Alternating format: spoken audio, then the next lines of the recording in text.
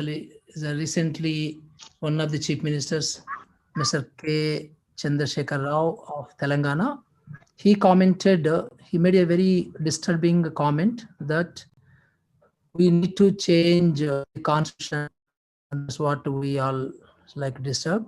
So in that context, we wanted to tell to the people to this webinar that what exactly the renowned people like the speakers, the Justice B. Sudarshan Reddy Garu, Professor Nivedita Menon Garu, and Mr. Nimma Narayan Garu. So they are renowned learned people, especially on the Indian Constitution. So we want to know through them whether the constitution is still relevant to the contemporary India, because the chief minister kind of person who is a kind of like constitutional authority at state level. So he made these comments. So this is the context, this is the background of this webinar. So now may I request Jhansi Garu, one of our co-conveners of Social Democratic Forum, to introduce the first speaker, Professor Nivedita Menon, to talk on the subject. One second, sir. Just quick housekeeping. Rajshekhar, can you post that link in the chat, that YouTube channel?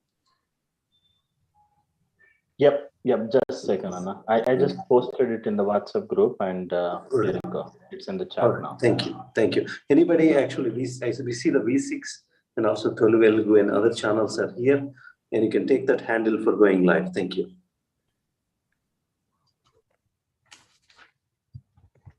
Thank you, Rai. So over to Jhansi. Thank you, the sir. First speaker, kindly introduce the first speaker, Professor Nivedita Menon. Okay, sir. Thank you. Good evening to everyone. Jai Bhim to all. Warm welcome to Professor Nivedita Menon. Nivedita Menon garu political science professor ga Jawaharlal Nehru University lo panchestu unnaru. She is a feminist and good writer. Veeru rasina pustakaallo Feminist Politics Beyond Law, Gender and Politics in India and Sexualities లాంటి గొప్ప పుస్తకాలు ఉన్నాయి. Professor Nivedita గారు ఈపీడబ్ల్యూకి రెగ్యులర్గా వ్యాసాలు రాస్తూ ఉంటారు. She supported minorities and opposed uniform civil code. Nivedita గారు ఏకే రామానుజన్ అవార్డు గ్రహీత కూడాను. అది మనందరికీ గర్వకారణం. ఈరోజు మన జూమ్ సభకు constitution and its relevance for the contemporary India అనే అంశంపై మాట్లాడాల్సిందిగా నివేదిత గారిని కోరుతూ ఉన్నాం. Now I invite professor Nivedita to deliver her lecture. Thank you, and good evening, friends. Jai Bhim. Can you hear me? Am I audible? Yes, madam. You are audible and visible. Thank you. So I'm really very honored to have been invited to speak at this event and on this topic of the Constitution. And I think the first question that should arise in our minds is why are certain sections of this country, certain ruling sections of this country, why are they so afraid of the Indian Constitution? And if the ruling elites of this country are afraid of the Indian Constitution, then we should understand why. So there's something very valuable still in the Constitution, and that's what I'd like to talk to you about. Because we've all seen over the past 10 years in particular, but for somewhat longer, that there's been a kind of a powerful reanimation of the Indian Constitution. And in a sense, the Indian Constitution has been occupied by many different kinds of democratic movements. Let me share with you some of those movements and how they've used the Constitution. So, for instance, in April 2019, on the eve of the general elections that was going to bring the BJP back into power for a second term, the performance artist Maya Rao staged an event at a women's march in Delhi. Ceremoniously, she stripped herself of her sari, and then slowly she clothed herself. So this was a dramatic performance. So she was obviously still dressed, but it was a performance. She removed her sari and she then slowly reclothed herself with cloth inscribed with the values of the preamble to the Constitution. There's some disturbance. Shall I carry on? So she basically she stripped herself of her sari and then slowly reclothed herself with cloth inscribed with the values of the preamble to the Constitution. So the audience could see these strips of cloth with equality, liberty, fraternity written on them. And obviously, to any audience in our part of the world, the performance invokes the scene from the Mahabharata of the stripping of Draupadi in the royal court and her being saved from public nudity by the god Krishna, who miraculously lengthens her strip of cloth indefinitely. But here, what Maya did was she was drawing on the wellsprings of Hindu culture to subvert it and to indicate that instead the protection of the powerless will today emanate from the Constitution. So that was a very powerful performance of how valuable the Constitution is still to us. Or take Jignesh Mevani, whom many of you know, the charismatic young Dalit leader, now a member of the Gujarat State Legislature. And before the 2019 elections, he said that he would place before the Prime Minister the Constitution and the Manusmriti and tell him to choose between them. So what Jignesh was doing was he was referring to the police complaints, obviously, against himself and other activists and their potential arrests for attending, the big assembly at Bhima Koregaon. So he was using the Constitution as a means of counterposing it to the Manusmriti and saying, if you're going to arrest us for congregating for our rights, then are you saying the Manusmriti is the founding document of this country? So he was posing a challenge to the Prime Minister publicly. Similarly, Chandrasekhar Azad, founder of Bhim Army, which we know is a mass social movement for dignity for Dalits, we know he has been arrested more than once. And the iconic image of Chandrasekhar Azad is he, at his meetings attended by thousands of Dalit youth, he routinely holds up a Hindi copy of the Constitution. So this dramatic counterposition of the Constitution to the caste order, we know, has a very long history going back to Baba Saheb Ambedkar. And it highlights what I'm calling the insurgent possibilities in the Indian Constitution. I'll come back to this point later. Again, another example, when the Constitutional Amendment Act was passed in December 2019, excluding Muslims of neighboring countries from seeking refugee status in India, which the Home Minister indicated was the first step towards disenfranchising Muslim citizens of India. He later denied this, but we know the background to the CAA. And we know it evoked massive countrywide protests led by Muslims, but including all sections of society. Now, these protests, beginning at the end of 2019 and continuing with vigor until COVID restrictions began to be implemented with severity in March 2020, we remember that these protests were remarkable for their performances of the preamble to the Constitution that guarantees equal rights to all citizens. The 24-hour sit-ins, which occupied public spaces for months in different parts of the country, you remember the sites became festivals celebrating the Constitution through music, dance, spoken word performances, speeches, wall art, and, if you remember, periodic recitations of the preamble. Public readings of the preamble were organized at several sites across the country where hundreds of people would show up just to read the preamble in different local languages as well as English. And we know how overwhelming women's presence was in these protests.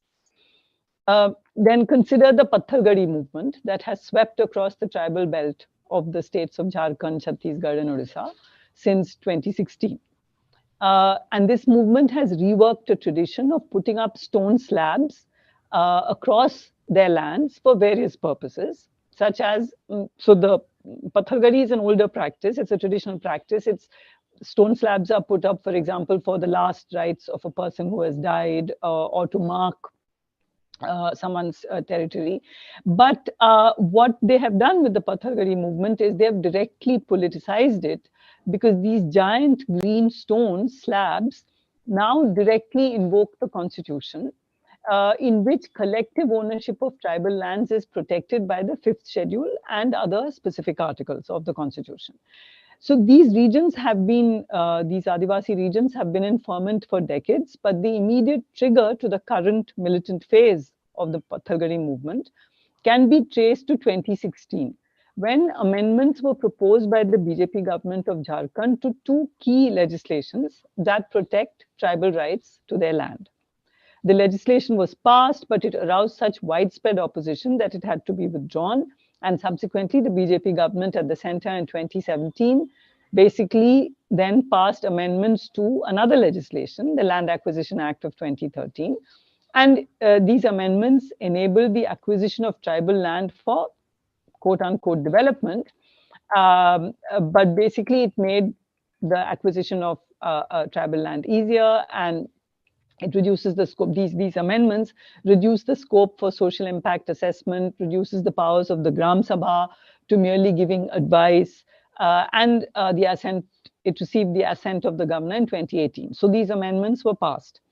So the contemporary political performance of Pathargadi through the stone slabs inscribed with portions of the constitution is a rejection of this amendment, these amendments and this legislation. And it is an assertion of tribal sovereignty over their lands, prohibiting the entry of government officials and other outsiders. And many leaders of the movement have been arrested for sedition, which is, you can see how paradoxical it is, because you're being arrested for sedition for doing what? For peacefully invoking the constitution. So I think we have to understand how powerful this document is, and this is why completely non-violent, militant, peaceful invocations of the constitution are proving to be such a problem for regime after regime. Now, earlier, a mass movement had resulted in the Right to Information Act, which was passed in 2005. And that too has an interesting link to the constitution, because this legislation was the result of a prolonged public campaign. We will remember this, I'm sure, initiated by the Mazdoor Kisan Shakti Sangathan of Rajasthan, which had made use of the idea at the local level in order to ensure payment of daily wages to casual workers. So the Rti Act is basically, as you know, legal backing for citizens' right to information from the government.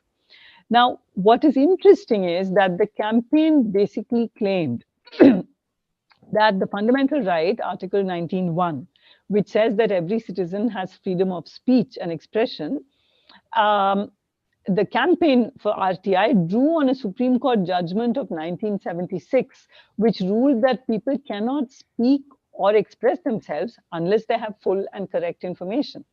So the campaign claimed that the right to information is embedded in Article 19, because you cannot express yourself freely unless you have full information. And once again, you can see how the constitution was invoked. And this was one of the much earlier. This was, as I said, in 2005. Now, it's a simple bureaucratic demand for information from government and government agencies, but it has turned out to be so powerful that time and again the Rti Act has been sought to be amended to restrict its scope and the powers of Rti officials to do their job. Apart from legal attacks on the Rti Act, there have been innumerable physical attacks on Rti activists. So this dry legalistic demand for information, which is based on a right in the constitution, has turned out to be more courageous and risky than taking up a gun for revolution. This is because the use of RTI can unearth deep conspiracies within the bowels of government. And according to the Campaign for the Right to Information, media reports of more than 300 instances of attacks on or harassment of citizens, and at least 51 murders and 5 suicides can be linked to information sought under the Right to Information Act since its inception. So these RTI warriors, who are warriors of the constitution, armed with nothing more than a form that costs 10 rupees, are currently perceived by power networks, correctly perceived by power networks to be dangerous enough to kill. So these are just a few instances of the manner in which the Constitution has been owned, reiterated, and performed as the source of political legitimacy by different kinds of movements challenging injustice in the 21st century. Another campaign was the campaign for queer rights, and the queer campaign against Section 377 invoked this term constitutional morality against popular morality. And the movements that we have discussed here seem to call upon constitutional morality against state morality, including the law itself. That is, many of these, as we saw, many of these movements are invoking the Constitution against unjust laws that have been passed by Parliament. So the Constitution is correctly perceived by the people of this country to be higher than any government. So if the Indian Constitution is being performed as a potentially radically transformative document, and I suggested an insurgent one, then the question arises, can a constitution be insurgent? After all, insurgency implies rising up against established authority, even if not with arms. But to be insurgent is to resist an established order. So how can a constitution, you might ask, as a set of principles which establishes an order, be insurgent? So this is the question that I'm gradually I'm coming into the latter half of my presentation. A constitution is usually seen as a legal document that embodies a certain new dispensation or a structure of power, and which becomes a reference point in the resolution of disputes among different sets of people. So, for example, Marxists might characterize a constitution as bourgeois or socialist. And there certainly is an element of truth in the characterization of many modern constitutions as bourgeois, in that they protect individual property rights and civil rights, not economic democracy. However, that does not exhaust the full meaning of what constitutions are. For what we see in contemporary India is that the constitution no longer lives the singular life that liberal constitutionalism may have envisaged for it. But it has become, rather, for many sections of the population, a call to radical transformation as well. So the constitution, in a way, has broken out of the confines of the liberal imagination that attempts to keep it in the safe custody of constitutional experts. There are two reasons for this, I think. First, the Indian Constitution is not merely a liberal document in any sense. If you look at the Constitutional Assembly debates, you can see a wide variety of political opinions from left to right, emerging from a mass anti-imperialist struggle. The Constitution, therefore, continuously negotiates and balances individual and community, equality among individuals, and special provisions for historically disadvantaged groups, the drive towards industrialization and the rights of the peasantry. So these contradictory elements are continuously being negotiated by different sections of the Constitution. So when the Indian Constitution emerges in the mid-20th century, that moment is very different in time and space from the moment which produced the constitutions of Europe, which in a sense marked a closure of and an end to political ferment. So the constitutions of Europe and the US marked the closure of political ferment, but the Indian Constitution emerging as it is, in a different time and a different space and in the context of an anti-imperialist struggle, the Indian Constitution is seen by all participants as the beginning of a journey towards what the preamble promised. The destination of this journey is viewed differently by different participants, and this is what enables multiple visions to coexist in the document. So that's one reason why the Indian Constitution offers this possibility. The second reason why the Constitution is emerging as the banner of revolt for some struggles is the nature of Indian democracy, which has rarely remained confined to participation in elections. Of course, there are many movements that would definitely not accept the Indian Constitution as a basis of legitimation. So one is not saying that this is the only way in which politics and dissent and democracy is being expressed. But here we are talking only about movements that do express their anger towards governments by reasserting the vision of the Constitution. The explosion of mass movements across the country over the past decades, and especially over the term of the ongoing regime of the BJP since 2014 is an indication that continuous democratic participation and in decision making has come to be taken for granted by the people of this country. There is thus a growing divide between the people and the ruling elites, including all political parties. So you'll actually see in the massive movements like the farmers' movement or the anti-CAA protests, political parties are not welcomed as political parties. Because there's a way in which the political elite is being kind of taught a lesson by the people of the country. So there is a growing divide, in a sense, between the people and the ruling elites, including all political parties, with the constitution standing by the people, while the state and the law are deployed by the political elite. In other words, the Indian constitution is not a document that has managed to establish one unitary order. If it was meant to legitimize the Brahminical, patriarchal class society that India is, it certainly failed.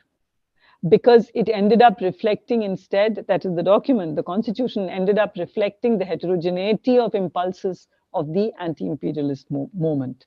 It ended up therefore being a kind of a porous document with one foot in the future. While I do not suggest that the constitution exhausts all possibilities for radical politics, it certainly seems to offer some kinds of movements the resources to think in radically transformative terms.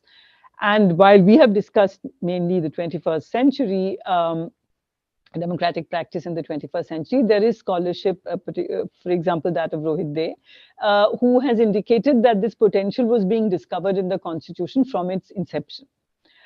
So to conclude, what we see then is this document oriented towards multiple visions of justice, the Indian constitution, being deployed creatively in different contexts to deflect the violence of the state and its law. It should not surprise us that the political elite are terrified of the constitution. And I think we need to recognize it's not so much that I think we should protect the constitution. It is the constitution that's protecting our democracy, and we need to be at the front lines of the struggle with the constitution. Thank you.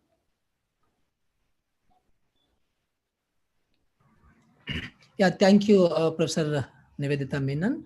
So, in fact, you have really enlightened us in presenting the various perspectives of the constitution and the present things happening in the country. So it's wonderful. We really thank you. Thank you very much. May I request John C. to introduce the second speaker? So maybe I think for the Q&A, questions and answers session, we'll take the questions at the end. So we'll continue with the speakers. So may I request John C. to introduce Mr. Nimma Narayana Garu. Thank you, sir. Retired. Thank you. మన ఆత్మీయులు గౌరవనీయులు నిమ్మ నారాయణ గారికి స్వాగతం. నిమ్మ నారాయణ గారు 1992లో junior civil జడ్జిగా appoint అయ్యి జిల్లా జడ్జిగా ఇటీవల రిటైర్ అయ్యారు. అనేక సామాజిక రాజకీయ ఉద్యమాలతో పాటు మానవ హక్కుల ఉద్యమాల్లో సార్ కీలక పాత్ర పోషిస్తూ ఉన్నారు. తెలంగాణ న్యాయమూర్తుల అసోసియేషన్కి ఫౌండర్ ప్రెసిడెంట్గా యునానిమస్గా వీరు పనిచేయడం జరిగింది. తారకం గారు లాంటి వారితో అనేక పోరాటాల్లో వీరు పాలు పంచుకోవడం అనేది మనందరికీ గర్వకారణం. ప్రస్తుతం వీరు పేద ప్రజలకు న్యాయం చేరువ కావాలనే ఉద్దేశంతో హైకోర్టు న్యాయవాదిగా ప్రాక్టీస్ చేస్తూ ఉన్నారు. ఈరోజు జరిగే ఈ సభలో constitution and its relevance for the contemporary India అనే అంశం మీద సార్ను మాట్లాడవలసిందిగా సవినయంగా కోరుతూ ఉన్నాను. Good evening to all of you. My regards to Honorable Justice Sudharshan Reddy Garu and also to Nivedita Menon. At the outset, I would thank the Social Democratic Forum and its convener to give this opportunity for me, along with the eminent speakers, who have got expertise on the subjects proper. Though I do not have the kind of expertise on the subject, but the way the Constitution worked in my favor by transforming my life from a son of an agricultural laborer, that of a district judge, and also the many other persons who are similarly placed with me. I'll try to speak on the subject. So friends, Constitution has transformed the lives of millions of people, more particularly scheduled castes, scheduled tribes, backward classes. It has given rights of equality, liberty, fraternity, justice, and that apart, a right which was unknown to them, the right to vote, a very precious right in the participatory democracy. When the Constitution was drafted, it was before the public for 8 months.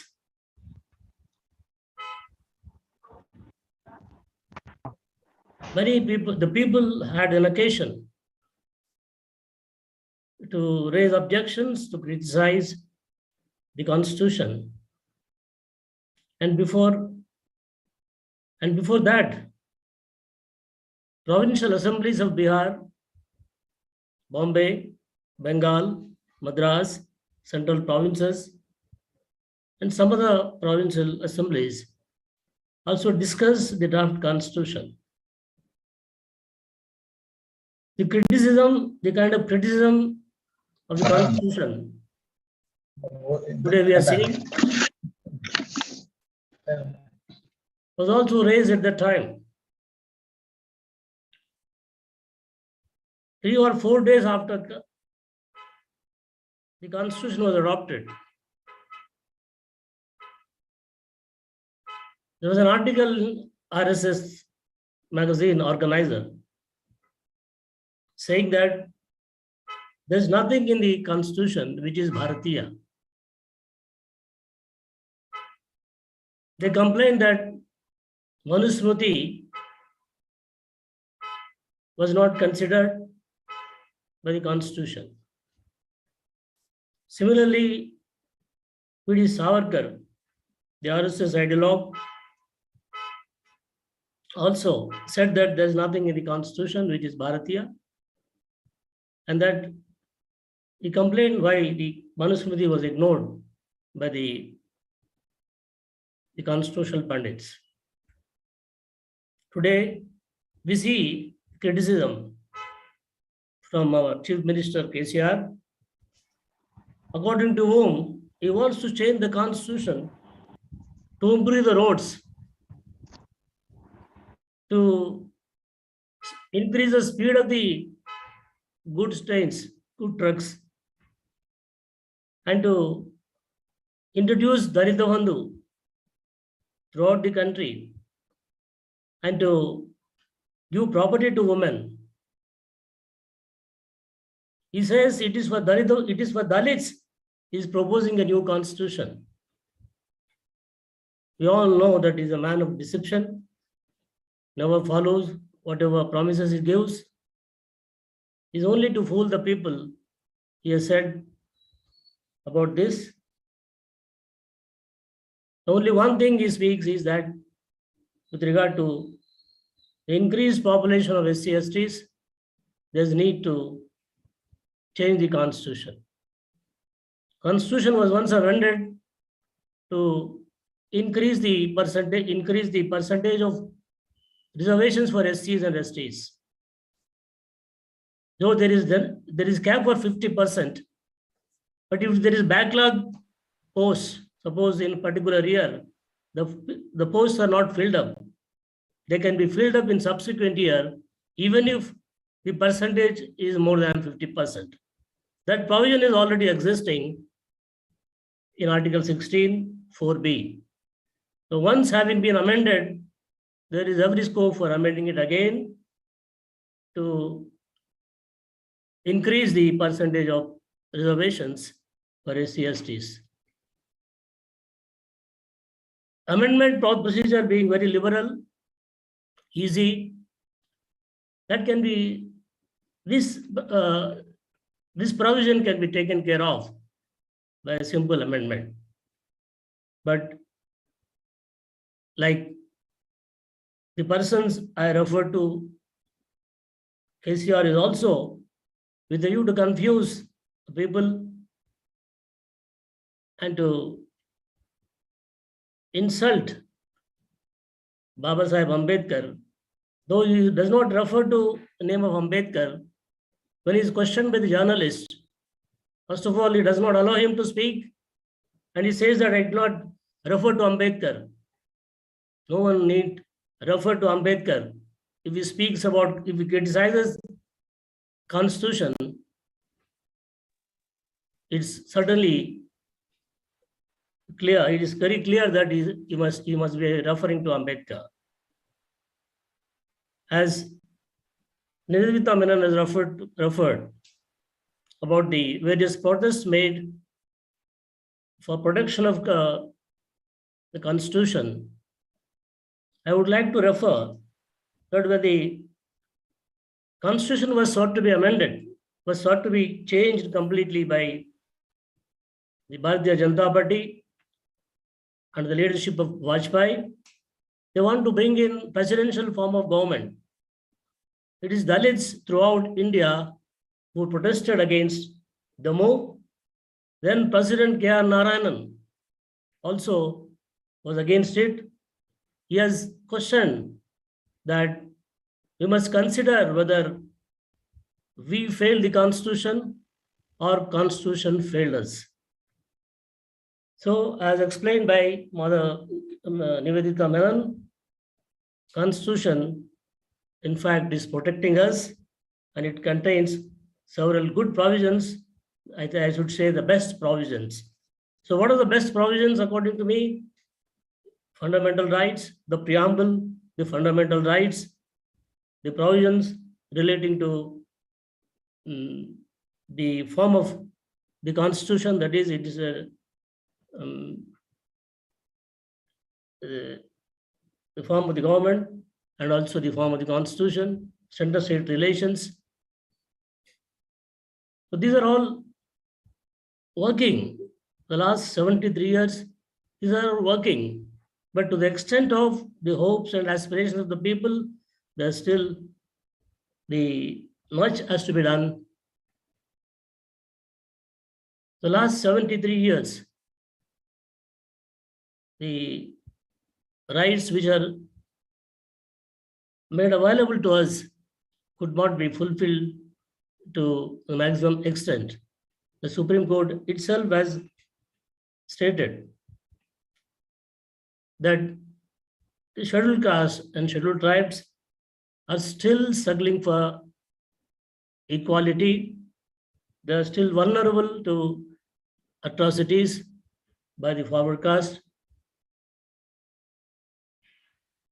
So the Supreme Court also said that the dignity which is assured in the Constitution, the SC, STs and other poorer sections are unable to live in a dignified way. They are living as laborers, forced laborers in abject poverty. The women are not respected, they're sexually abused. These are not my words. The Supreme Court, as far as nearly as in the 2019, has said in the case relating to Atrocities Act. You are all aware that when Supreme Court diluted the provisions of SC/ST Atrocities Act with regard to arrest, Dalits in northern India waged a great struggle peacefully, and government had to bow down and to amend the Constitution and amend the Atrocities Act. to restore its efficacy. So it was a great struggle. Lakhs of people in the northern India fought valiantly. Several people sacrificed their life in this peaceful struggle, and ultimately the government has to realize that the SC/ST Atrocities Act should be strengthened, its efficacy should be restored. The Supreme Court itself subsequently in the year 2019 passed another judgment in the review petition filed by the government, restoring the efficacy of the act. In the earlier decision, Supreme Court has said that there is abuse of SC/ST Atrocities Act by the scheduled castes and scheduled tribes. It's a game of finding that it's being abused. False cases are being filed. But in subsequent judgment, which was a three-judge bench, it said that a particular community like SC/STs cannot be said that they are in the habit of filing false cases and that they are liars. It also said that in view of the conditions of the scheduled castes and scheduled tribes throughout the country, their abject poverty, their vulnerability, it's necessary to restore the efficacy of the SC/ST Atrocity Act. So that was done by the Supreme Court, and the dilution made by the Supreme Court itself was rectified, and the SC/ST Atrocities Act is very much there with its full strength. So friends, Constitution though gave many rights, but the rulers who are at the helm of affairs of implementing are not sincere. They do not have political will to implement the provisions of the Constitution, and as a result, we see that all the provisions are not being implemented. So, has fought for the restoration of the efficacy of the SC/ST Atrocities Act, and also opposing the Constitutional Review Committee's proposals, scheduled caste and scheduled tribe stood in the forefront for protecting the Constitution. There's a need to protect the Constitution so as to realize the full benefits of the Constitution. So the proposal of KCR to replacing the Constitution is only due to misunderstanding, only due to lack of understanding. He does not know what is the Constitution, what is the scope of the Constitution, and his utterances are totally baseless and without proper understanding. Similarly, persons like Anant Kumar Hegde, who is a Union Minister for Skill Development in the year 2017, similarly said he belongs to BJP party, he is a Union Minister. He said, we have come to power only to change the Constitution. Though subsequently he apologized, but the mindset of the leaders is very clear that they do not want this Constitution. Thereof, as rightly pointed out by Nivedita Menon Garu, rulers are afraid of the Constitution. They are afraid because the rights are given to the scheduled castes, scheduled tribes, backward classes. So vast majority of the people are for the Constitution because it gives wonderful rights for them. The rulers are not ready to implement the Constitution because of their self-interest. As already pointed out by me, they were for Manusmriti. The mindset of the rulers is not consonant with the constitutional morality, constitutional spirit. Even the judiciary, I have watched from very close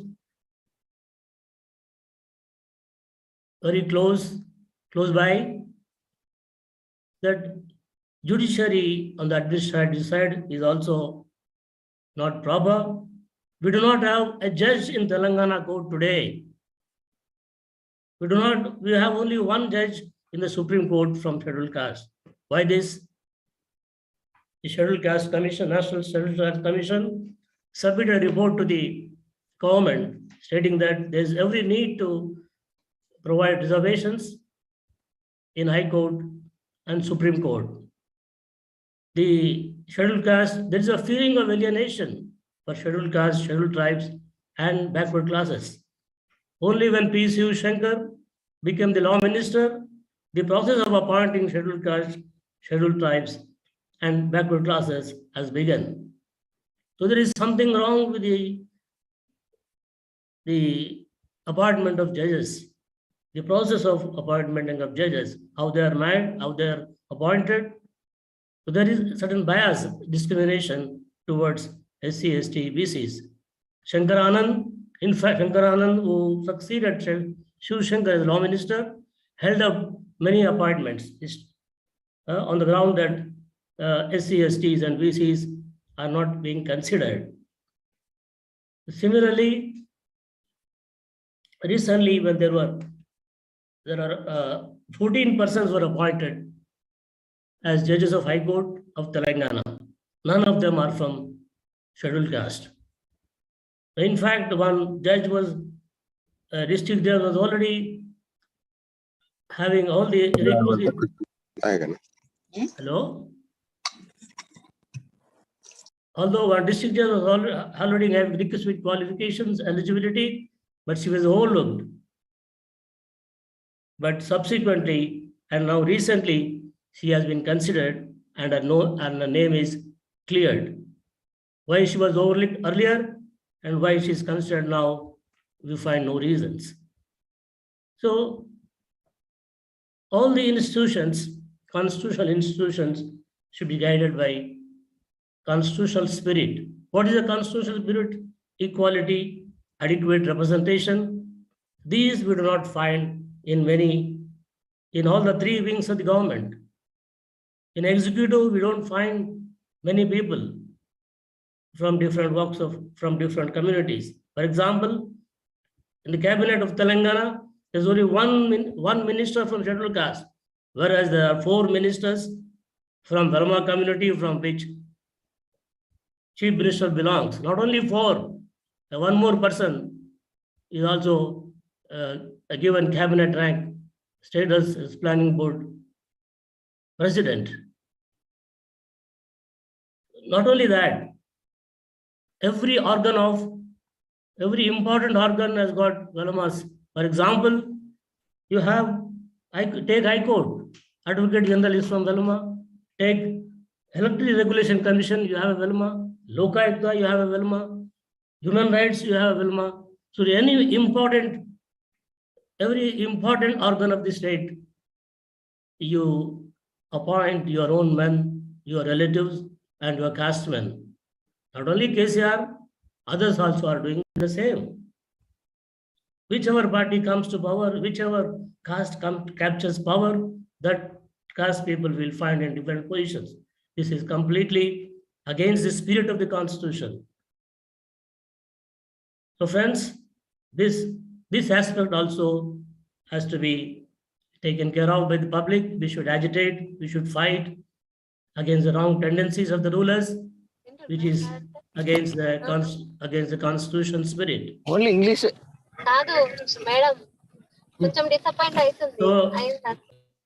there's a disturbance.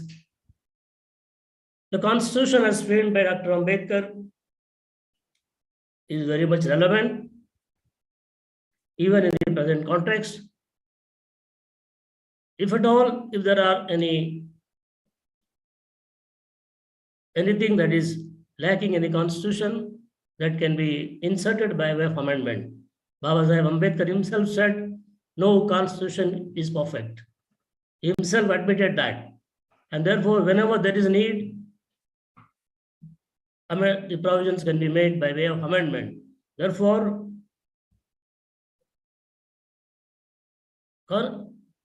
more than 100 times constitution has been amended whenever there is a need, and accordingly the need was met by way of amendments. For example, when there was need for reservations, when the first amendment, when reservation was struck down and nationalization of land was struck down, amended the constitution by incorporating 9th schedule and Article 15(4) in the constitution.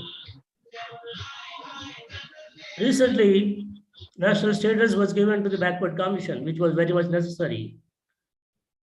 Privy purses were abolished. Defection law was introduced. Like this, many amendments have come whenever there was need. So there is every scope for amending. Therefore, there is no question of replacing the constitution. If there is a need, if KCR is really serious, is sincere, let him move the bill, a private member bill before the Lok Sabha for increase of percentage of reservations for SC and STs. He gives appointments to his caste men and talks about Dalit Bandhu. Dalit Bandhu, in what way it provides livelihood for the people of SC and STs? In what way it is useful? Only on the eve of elections, only to win Huzurabad election, he introduced Dalit Bandhu. But what happened in Huzurabad? In spite of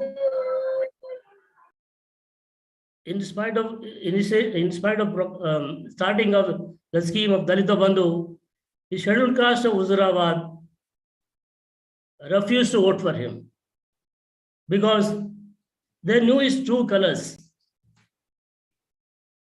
Because first he said he would make Dalit the chief minister, and then he said land to the 3 acres land to the Dalits.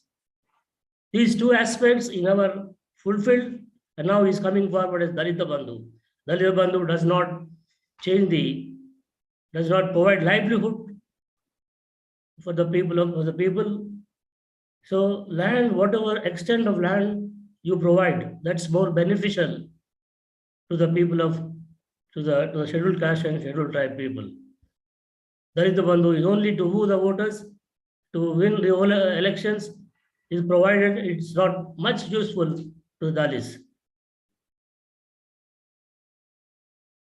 Though education is made a fundamental right,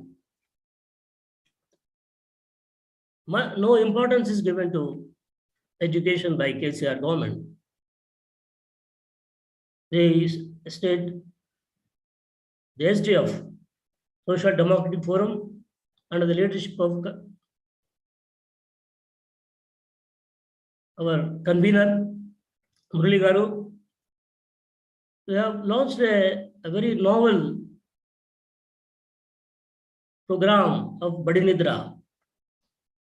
We are spending night in the worst school buildings and exposing the negligence of the government.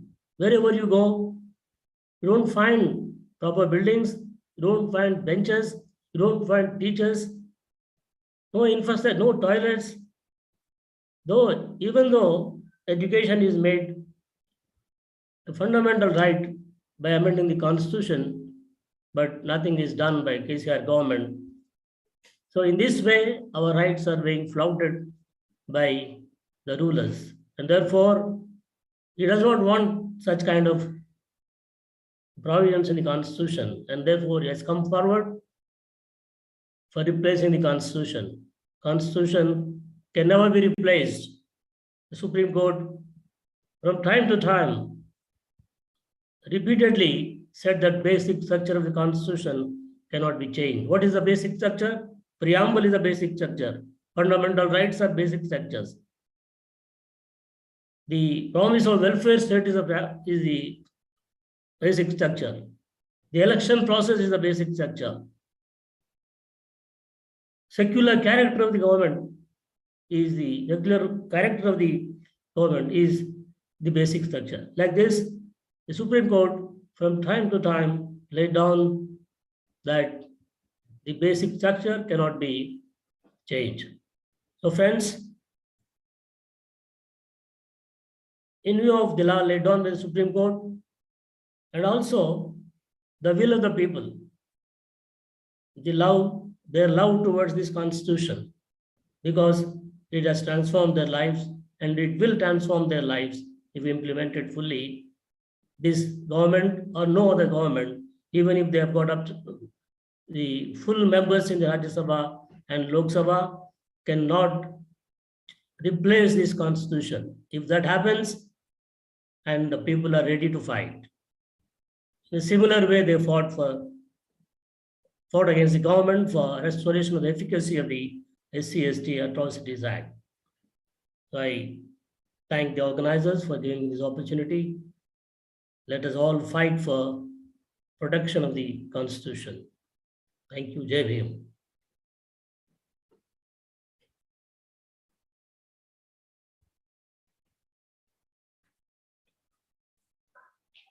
Narayana Garu, can I say some words?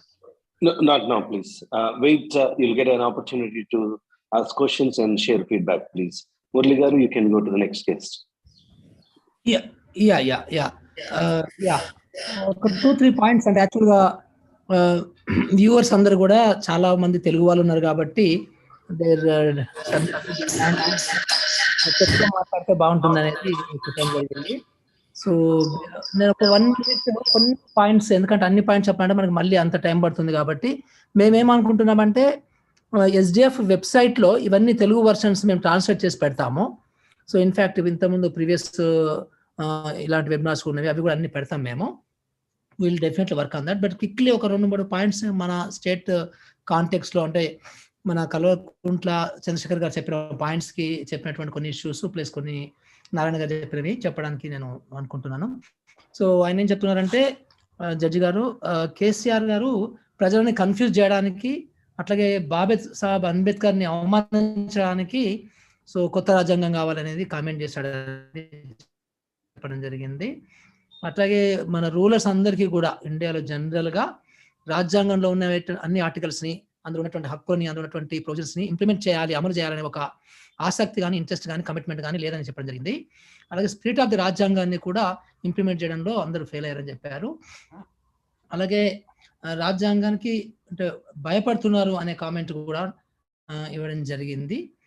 అట్లాగే ప్రపంచంలో బాబాసాహెబ్ చెప్పిన మాట ఒకటి ఉత్కంఠించారంటే, ప్రపంచంలో ఏ రాజ్యాంగం కూడా perfect కాదు, అట్లాగే అవసరమైతే సవరణలు చేసుకోవచ్చు అనేది బాబాసాహెబ్ గారు చెప్పడము జరిగిందని జరిగారు. ఒకవేళ కేసీఆర్ గారికి నిజంగా ఇంట్రెస్ట్ ఉంటే, అంటే దళితులకి 19% రిజర్వేషన్ ఇవ్వాలని చెప్పేసి కొత్త రాజ్యాంగం కావాలన్నాను, అట్లాగే దళితులను అభివృద్ధి చేయడానికి దళిత బంధు అనే కార్యక్రమాన్ని మొత్తం దేశం మొత్తం ఇంప్లిమెంట్ చేయడానికి నేను రాజ్యాంగాన్ని మార్చమని చెప్పాను అని ఆయన అన్న విషయం ఏదైతే ఉందో అది కరెక్ట్ కాదు. అవసరం అనుకుంటే టీఆర్ఎస్ ఎంపీల ద్వారా ప్రైవేట్ బిల్ పెట్టొచ్చు. నిజంగా కూడా అది 15% నుంచి 19%కి రిజర్వేషన్స్ పెంచమని ఇతను ప్రైవేట్ బిల్ ద్వారా పార్లమెంట్లో పెట్టొచ్చు. అప్పుడు చర్చ జరుగుతుంది, దాన్ని బట్టి పార్లమెంట్కి ఒక హక్కు అనేది ఉంటుంది అలాంటి సవరణ చేయడానికి. అలాగే రిజర్వేషన్, అలాగే దళిత బంధుని కూడా ఇంప్లిమెంట్ చేయడానికి కూడా ఆయన ప్రైవేట్ బిల్ పెట్టడానికి అన్ని రకాల ప్రొవిజన్స్ మనకి రాజ్యాంగంలో ఉన్నవి. సో కానీ ఇవన్నీ తెలిసి కూడా ఆయన ఇవన్నీ కూడా రాజ్యాంగము యొక్క ఫెయిల్యూర్ని ఉటంకిస్తున్నాడు కాబట్టి ఇది కరెక్ట్ కాదు, అది ప్రజల్ని కన్ఫ్యూజ్ చేయడానికి ఇవన్నీ మాట్లాడడానికి కొన్ని విషయాలు మాత్రమే నేను మీతో షేర్ చేశాను. సో మిగతా అవన్నీ కూడా మేము ఎస్డిఎఫ్లో పెడతాము. So because of recent of the time issue, so I request third speaker to speak. అమ్మ ఝాన్సీ గారు, may I request you to introduce honourable justice Shri Reddy గారు. అమ్మ kindly take. Okay sir. Warm welcome to honourable justice Sudarshan Reddy గారు. Honourable Sudarshan Reddy గారు న్యాయ వ్యవస్థలో సుదీర్ఘ ప్రయాణం చేశారు. వీరు అనేక న్యాయ సంబంధమైన పదవులను చేపట్టి 1995లో హైకోర్టు న్యాయమూర్తిగా అపాయింట్ అయ్యారు. తరువాత గౌహతి హైకోర్టు చీఫ్ జస్టిస్ గా పనిచేశారు. హానరబుల్ జస్టిస్ సుదర్శన్ రెడ్డి గారు ఇచ్చిన జడ్జిమెంట్స్ లో సల్వార్ జుడుం కేసుకు సంబంధించి ప్రో ట్రైబల్స్ జడ్జిమెంట్ గా వీరిచ్చిన తీర్పు ల్యాండ్ మార్క్ జడ్జిమెంట్ గా చెప్పుకోవచ్చు. అంతేకాకుండా వీరి సోషల్ లైఫ్ ని పరిశీలిస్తే వై తెలంగాణ అనే పుస్తకం ద్వారా జ్యుడిషియరీ పీపుల్ ని ఆలోచింపచేసేదిగా వీరు ఆ పుస్తకాన్ని రాయడం జరిగింది. ఈరోజు ఈ సభలో constitution and its relevance for the contemporary India అనే అంశంపై మాట్లాడాల్సిందిగా హానరబుల్ జస్టిస్ సుదర్శన్ రెడ్డి గారిని ఆహ్వానిస్తూ ఉన్నాం. వెల్కమ్ జస్టిస్ సుదర్శన్ రెడ్డి గారు. My good friend Mr. Murli, a distinguished social scientist,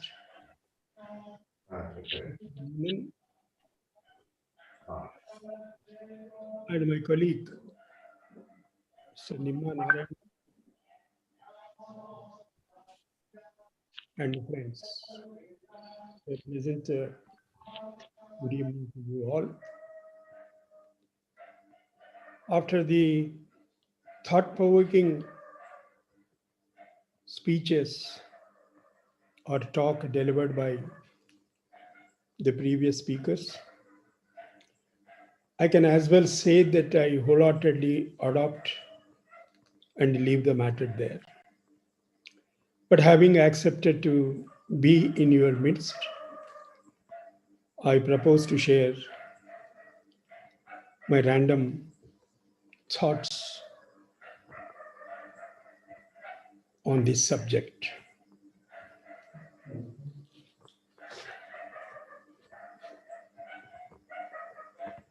Law makes history. History makes the law.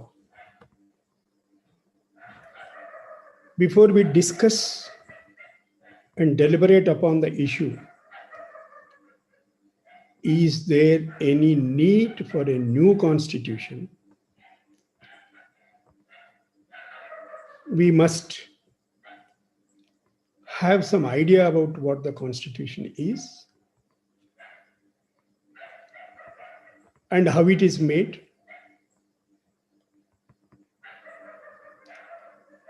Constitutions do not fall from heaven. They are made by men. Nor the hell destroys the constitution.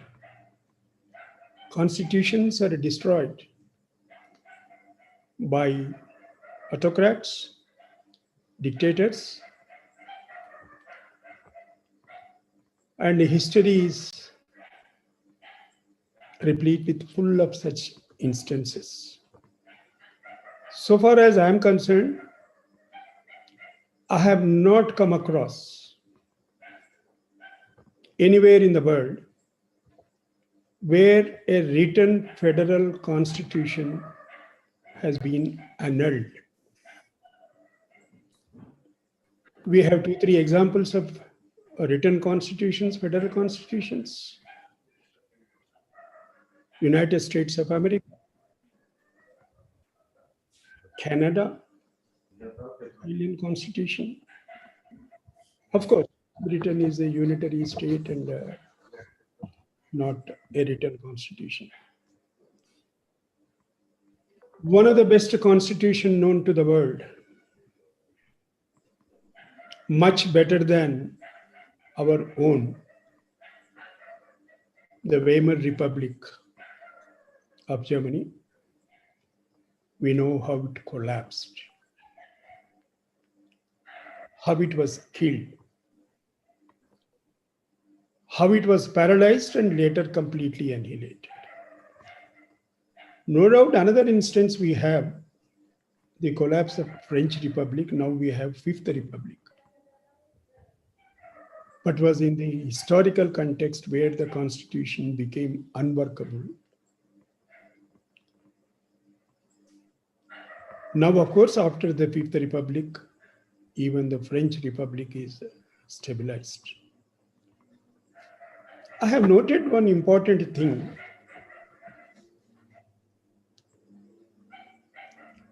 statements made by very responsible people in this regard.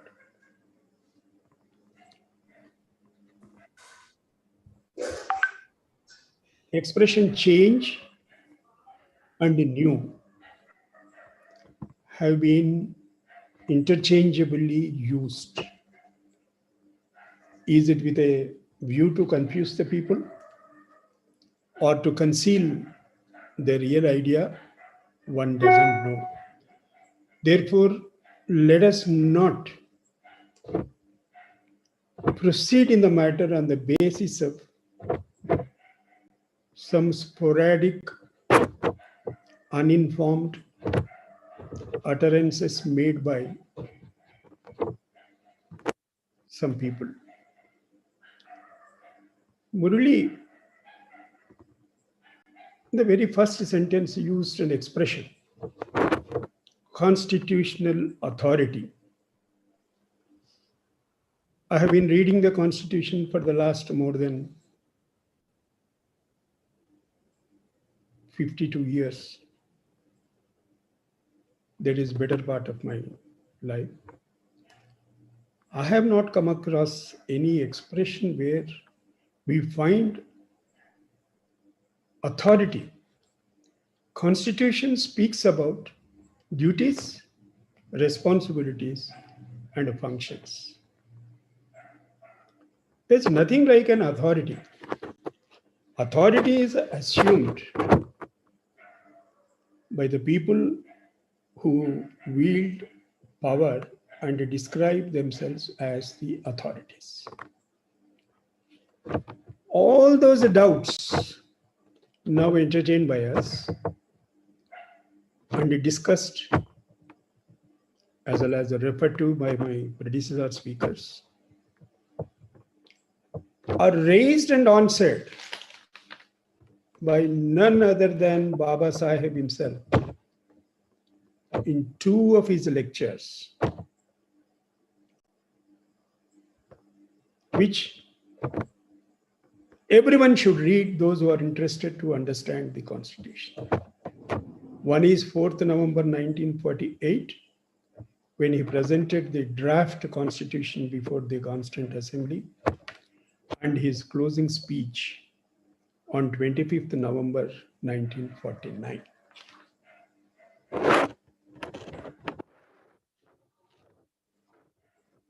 Our Constitution, which I believe is soaked in the blood of Jallianwala Bagh martyrs, for that matter, the blood of all freedom fighters ever since 1857. It reflects our urge and our fight against the tyranny and desire to have freedom.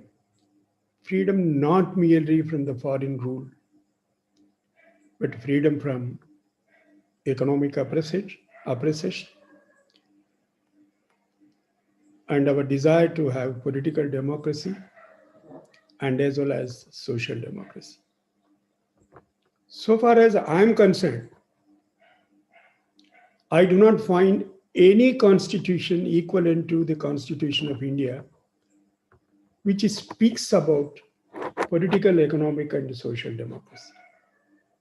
You don't find this experiment, these ideas incorporated in the Constitution itself. Therefore, when we talk about need to have a new Constitution, we have to be very clear and present the views for discussion in the public domain. Yes, Constitution can always be changed, and Baba Sahib himself said, that's why we are providing the most flexible procedure for amendment of the Constitution in order to meet rising challenges and adopt suitable amendments to meet such amendments. It is not for the first time, because somebody was talking about Manusmriti and all that. This issue came up for consideration in the Constituent Assembly debate itself. In fact, it was one of the fiercest criticism against the draft constitution, when somebody said that no part of it represents the ancient polity of India. Baba Sahib said there is nothing to celebrate in the ancient India's heritage so as to be incorporated in the constitution. He was fully conscious as to what would be the challenges and what would be the consequences if the constitutional morality is not practiced in the matter of framing of policies and implementing the policies. He has entertained. He said, my mind is so full of all futures of our country that I feel I ought to take this occasion to give expression to some of my reflections thereon. What would happen to her independence? Will she maintain her independence?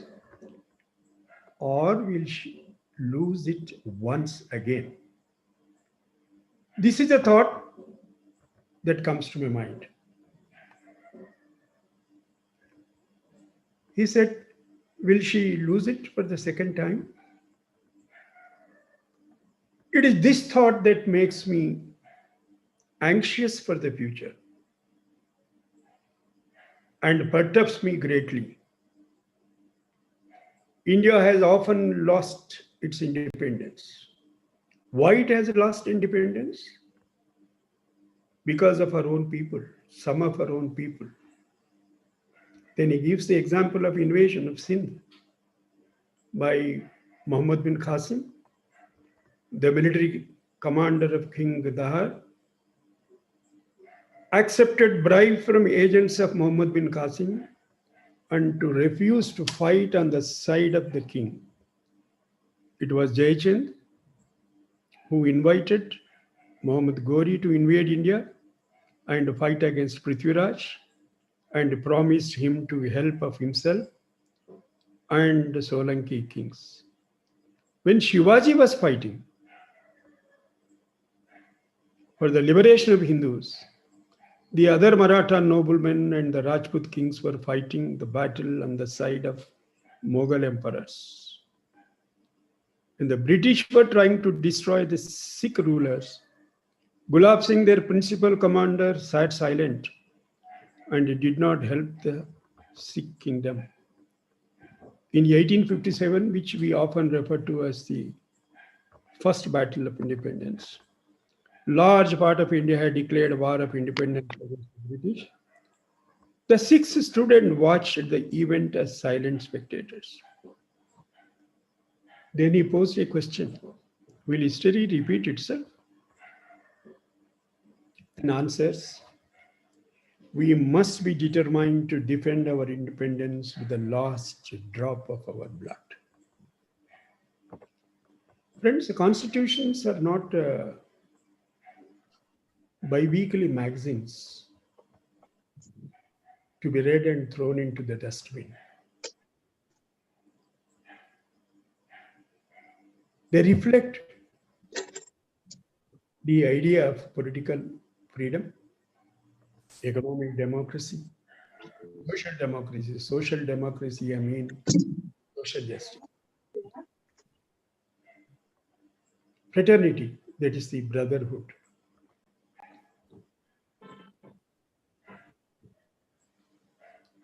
If we do not take these things into consideration and forget ourselves about the past, every day we are reminded there is no dearth of individuals in this country like what we have noticed in the history referred to by Baba Saheb.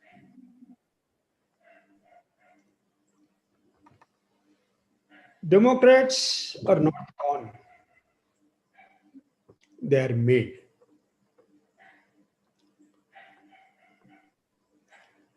And let's hope that people who want annulment of the Constitution are surely aware of the developments ever since 1957 till culmination and proclamation of Constitution of India and developments associated with it. With these few introductory remarks, I stop here because I do not want to repeat what my illustrious predecessor speakers have said. If there are any questions, I am willing to take. Thank you, sir. Thank you, Justice. So, Murli, are you there? Murli? Yes, sir. So, sir, can you just brief a few salient points in Telugu, please? Yeah. So, thank you very much, sir. Sir కొన్ని points note చేసుకోగలిగాను. Sir చెప్పింది first point ఏంటంటే మన law makes history and history makes law అని చెప్పారు. ఇదైతే మనకి ఈజీగా అర్థమవుతుంది. 52 సంవత్సరాల నుండి సార్ రాజ్యాంగాన్ని చదువుతూ ఉన్నారు. సో ఆయన రాజ్యాంగంలో డ్యూటీస్ గురించి, బాధ్యతల గురించి, తర్వాత ఫంక్షన్స్ గురించి రాజ్యాంగం చాలా క్లియర్గా చెప్పిందని చెప్పారు. అట్లాగే మన ఇండియన్ రాజ్యాంగం అనేది ప్రపంచంలోనే ఒక గొప్ప రాజ్యాంగం అని చెప్పారు. సో దీనికి సంబంధించినవి మనం ఇంకా డీటెయిల్గా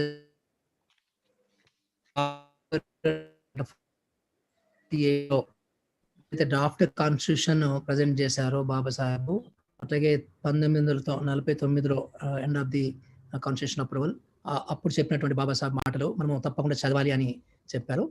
సో అంటే ఎందుకు గొప్ప రాజ్యాంగం ప్రపంచంలో అనే దాంట్లో ముఖ్యంగా రాజకీయ, సామాజిక, ఆర్థిక న్యాయానికి సంబంధించినటువంటి ఆ క్లారిటీ, తర్వాత దానికి సంబంధించిన అంశాలు అనేవి ఇంకా ఏ అదర్ రాజ్యాంగంలో కూడా, వేరే రాజ్యాంగంలో కూడా లేవని చెప్పడం జరిగింది.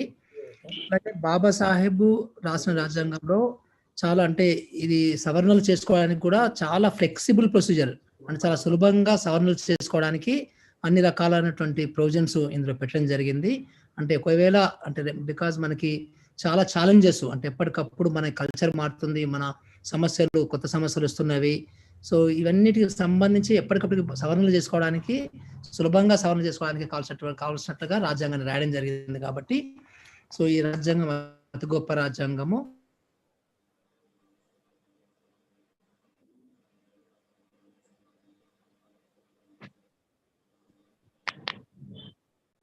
So like that, yeah, sir. Wait for questions and yeah, Murli, so before we go into questions, there are a lot of people who are interested to work, join SDF, Social Democratic Forum. Can you please give a, I know you have introduced at the very beginning, but a lot many joined later on. There are almost like 150 members. Can you please introduce quickly and share about what is SDF, its mission, etc.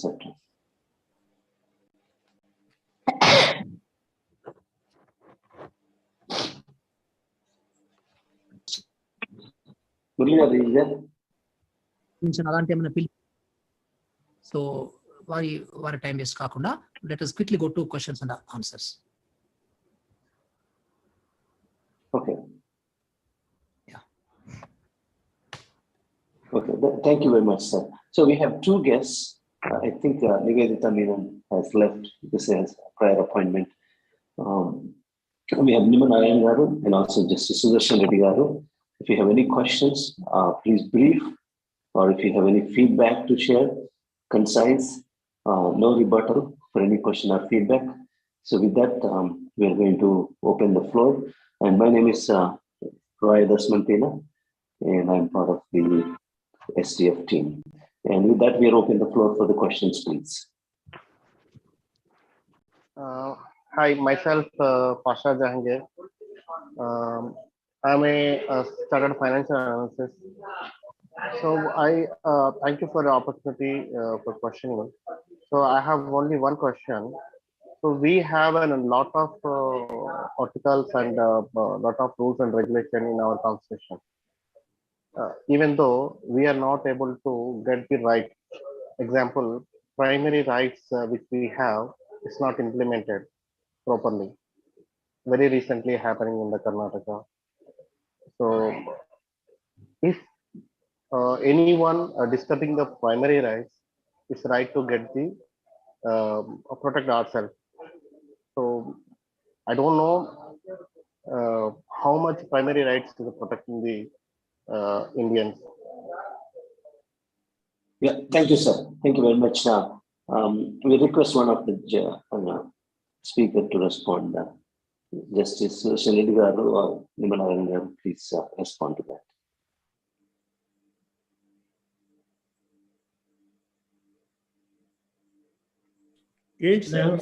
What was the question? I really didn't follow the question. The question is about the fundamental rights. Yeah. The problem is this. The constitutions do not work. They are worked. Somebody has to operationalize the provisions of the constitution.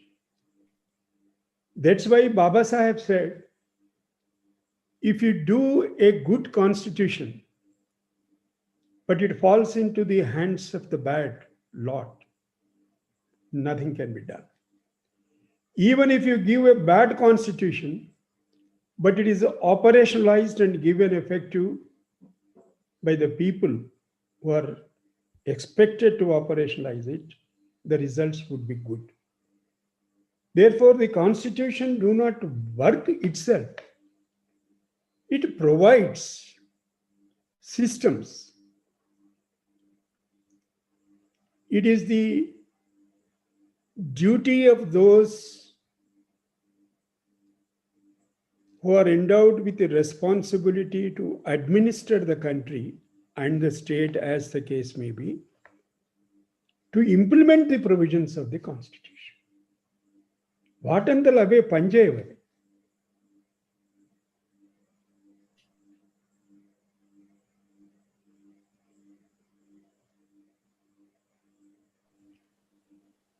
నేను మీకు ఒక ఉదాహరణ చెప్పిన. I don't know whether you have followed. I was referring to the Weimar Republic.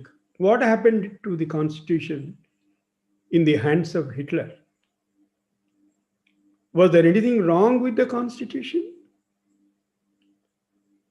The very constitution was used to wreck it.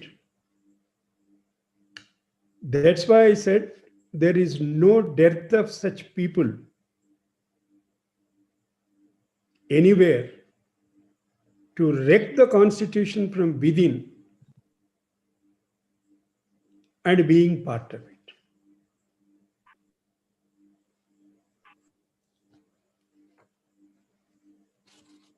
I hope I have answered your question.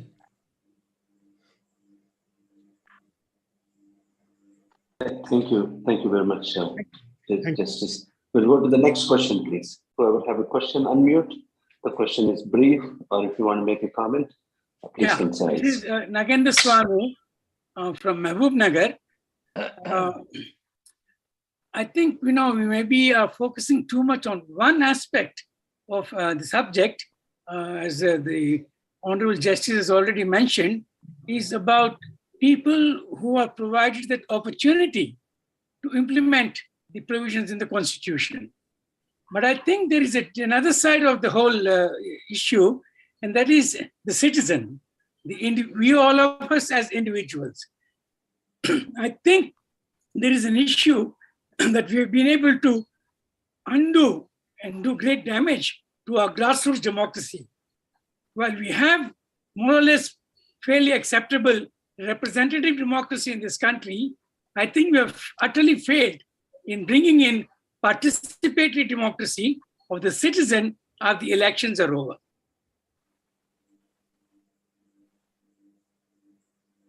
Shall I take that question? Please, please go ahead. Mr. Swami? Please go ahead, Justice. Yeah, Mr. Swami, there is absolutely no difficulty to agree with you. The same people who talk about over-centralization and demand devolution of some more powers to the states or the provinces, as the case may be, there's nothing wrong in such demand, but refuse to part away with their jurisdiction, their power to transfer the specified power to the local bodies, though it is no guaranteed by the Constitution. Constitution itself provides the subjects, which all of you are aware, which are required to be dealt with by the panchayats and the municipalities. And every time we hear, we gave 10 lakhs of rupees on so gram panchayat, we gave 50 lakhs to so and so municipality. Who are you to give? Why don't you allow them to have why don't you allow them to raise their own resources within the constitutional structure and to permit them to build the this is all you are absolutely right. Are you willing to transfer some of your powers to the local body within the structure, constitutional structure? No, you don't. Because you think that somebody is encroaching on your power.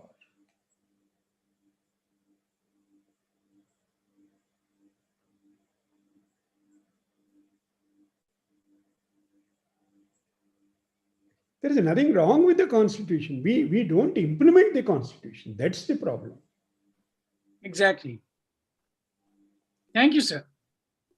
Thank you.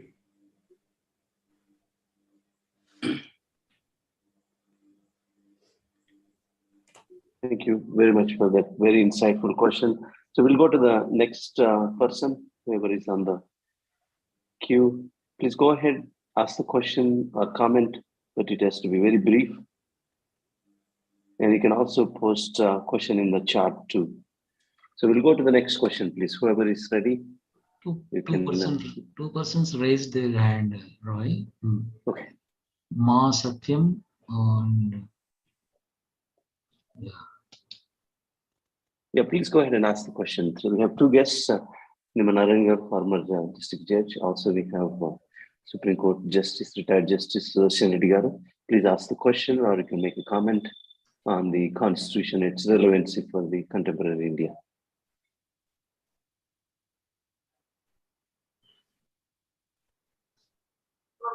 Sir, again, this is Pasha. So my question answer is not completed. So my question is, so we have a number of rules and regulations, just like primary rules is a collapse. So can you have a lot of experience in the Constitution?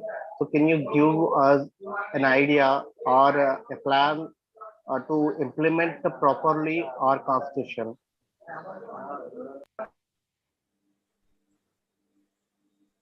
Should I answer? Yeah, Nimanaranga, please go ahead. yes. If you have any grievance, the remedies are available under the Constitution.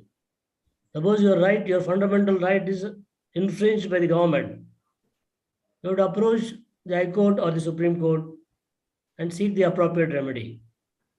It's the only way of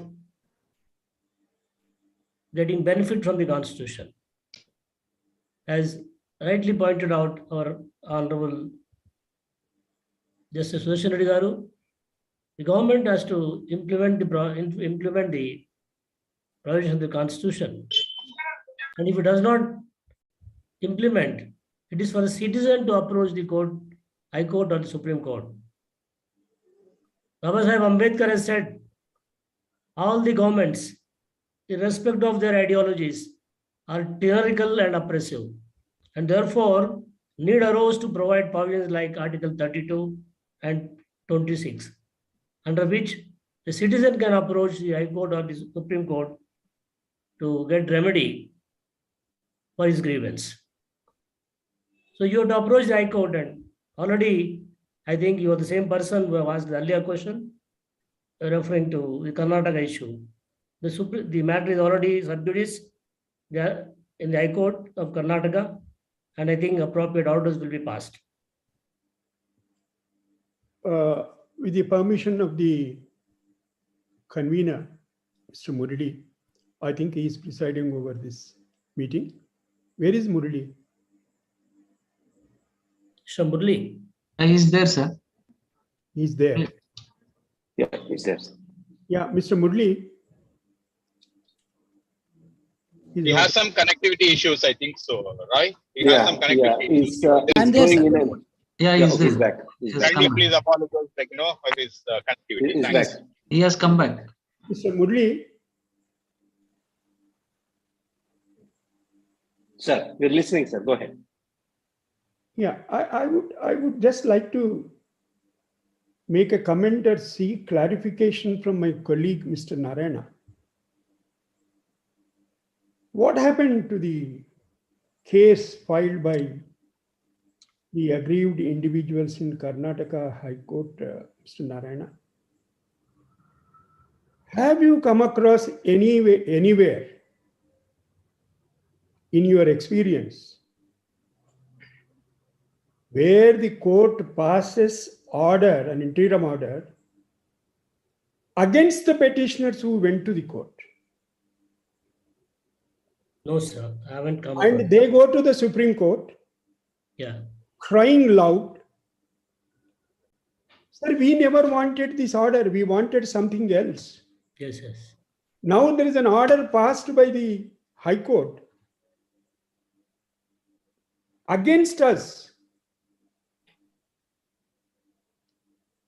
placing us in the worst position than what we were before we have filed the petition. Supreme Court says these things happen. Chalo, chalta hai, vintam, tarvata vintam. ఎప్పుడు వాళ్ళు కదా వినేది ఇది మన భాగవతం, ఇది మన సంగతి. Don't you think there is a need for reforming ourselves, large scale, overhauling and revolutionizing the process of appointment of the judges? Where from you get this idea that judges appoint themselves? You scratch my back and I will scratch your back and be done away with it. Therefore, it's again what applies to executive would be equally applicable to legislature and the judiciary.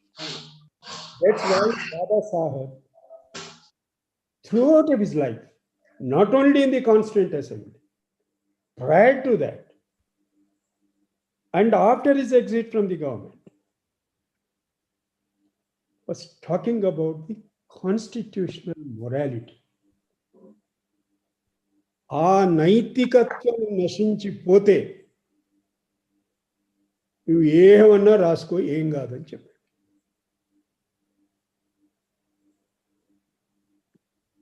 ఇంతకుముందు ఏమింటుంటే మనం ఒక advertisement జ్ఞాపకం వస్తున్నది నాకు. ఏం advertisement చెప్పనా? అది ఏదో కొంతమంది ప్రొటెస్ట్ చేస్తే విత్డ్రా చేశారు దాన్ని. వెంకటరెడ్డి గారు నవ్వుతున్నారు, ఆయనకు తెలుసు అనుకుంటా నేను దేన్ని రిపోర్ట్. మేము టాటా ఉప్పు తింటాం, టాటా సాల్ట్ అని ఒక సాల్ట్ వస్తుంది కదా, దానికి ఏమిటి అడ్వర్టైజ్మెంట్ అంటే హమ్ టాటా కా నమ్మక్ ఖాతే. ఇవాళ నేను ఎక్కడనో విన్నా, ఎవరో ఒక మహానాయకుడు, ఎవరో ఒక ఓటరు పెద్ద మనిషి ముసలమ్మ చెప్తున్నదట, నేను ఫలానా ఆయన ఉప్పు తింటున్నా కనుక ఆయనకే ఓటేస్తా. నిమ్మనారాయణ గారు ఆయన చేసిన పనికి ఆయన జీతంలో నుంచి మిగిలించుకున్నది పెన్షన్ రూపకంలో ఆయన బతుకున్నంత కాలం అది వస్తుంది. నేను సుదర్శన్ రెడ్డి గారు ఉప్పు తింటున్నా అంటే ఎట్లా సార్ ఇది? ఎట్లా దీనికి ఏమిటి జవాబు? పెన్షన్ ఇస్తే నీ ఉప్పు తింటున్నామా?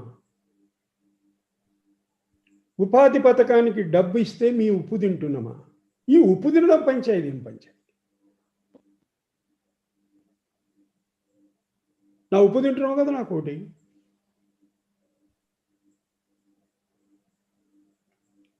This is where the constitutional ethics and the constitutional morality comes. బాబాసాహెబ్గా కాదు, ఫస్ట్ స్పీకర్ మౌలాంకర్ అన్నాడు. ఎవరినన్నాడు?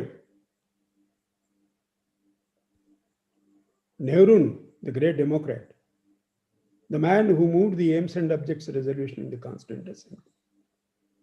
You constantly talk about the majority. That constant talk of majority and majoritarianism would result in fascism. Where is the question of majority and minority in a system governed by rule of law?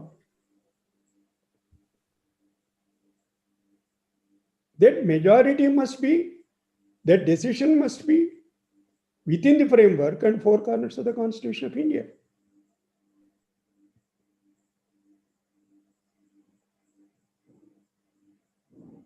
Narayana గారు మన సంగతి కూడా తెలవాలి కదా అని మాట్లాడినా నేను. మిమ్మల్ని కాంట్రాడిక్ట్ చేసినందుకు కాదు. మన భాగవతం మన సంగతి కూడా తెలవాలి కదా అందరికి. Roy Masatyam raised his hand. No, yeah. There are two questions. Let's respect the technology also. You constantly raise your hand. Yeah, Satyam. Justice Garu, thank you very much. That's powerful. You did not hesitate to cover underneath what happens behind the justice. Okay, so thank you. Sir, let's give respect to the technology. There are two questions in the chat. One question is, it's a very general question. I'm going to deprioritize. Go to number 2. The first question is on the chat. So, what article limits reservation to 50%? Is it, I'm just reframing it, is it necessary to give 10% to economic, weaker sections? My addition to that question is, what is the criteria to judge somebody is a weaker section from those sections?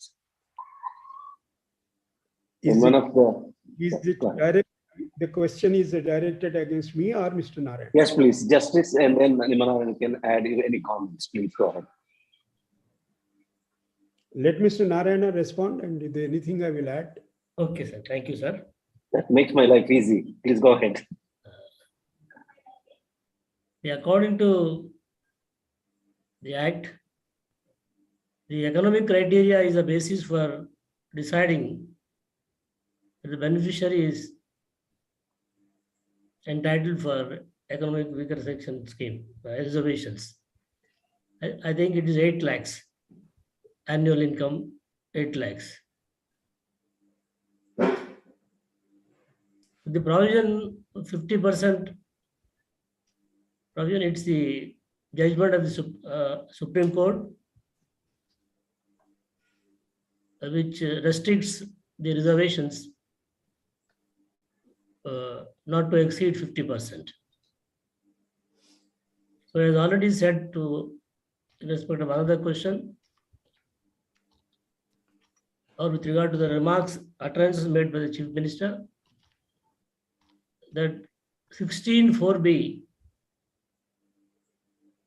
is a provision which facilitates reservation more than 50% for filling up backlog posts of SC/STs. It is within the purview of the government to make amendment with regard to this percentage. That's what I want to. Mr. Das. Sir, go ahead, please. You want my personal opinion or the constitution? Please, sir. Please, sir. We'd like to hear from. Personal opinion or the constitutional position? Both. Both. Yeah. Personally, I'm against providing reservations to the economically poorer sections. It's a device adopted by the government to divide the people, so that the people who are really entitled for the reservations would turn around and say that you are eating into the space meant for us, and promote some sort of an enmity and division in the society. That is a divide and rule, the imperial colonial policy. Second thing, reservation is not a succor. Reservation is not a favor.